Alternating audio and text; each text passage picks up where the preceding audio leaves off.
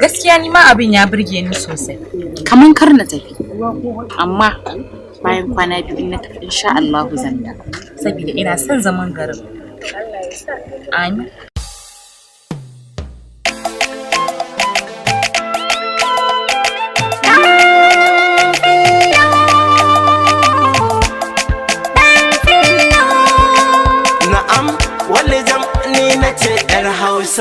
Da magani na ni na hange kyakkyawa, zo ka ban dama don na bi ka in sha madara. Da idanuna ni na hange yar Hausa, zo ki ban dama in bi ki bar ni in sha daɗi.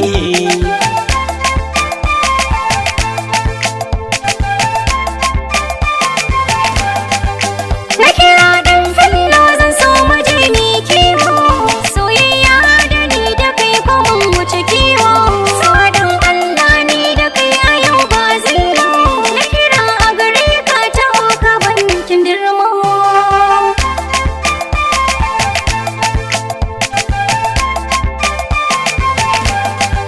So kamar wasa ya rike ni ban aure ba, ina zulmi ya ce da ni ban kai ba.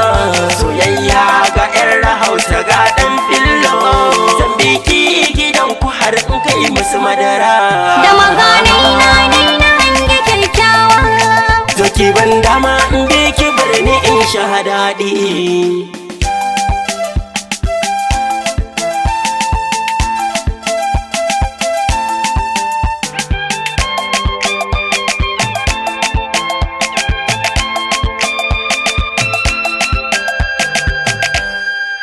da magani na ni na hange kyakkyawa. Ho ho ho, a kaf duk da gangaren ga kai ne ya hange, ka saka ni yaran ka karkaro shinge.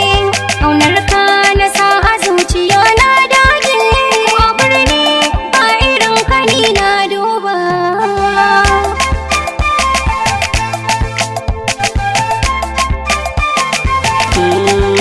Kowace kwarya akwai abokiyan birminta, na ɗauki saki na sa a rai ko zan fafata. Sai sha wuya na san kafin ki zan mini mata, ni ɗan riga ne ke ku algarya kika zaune.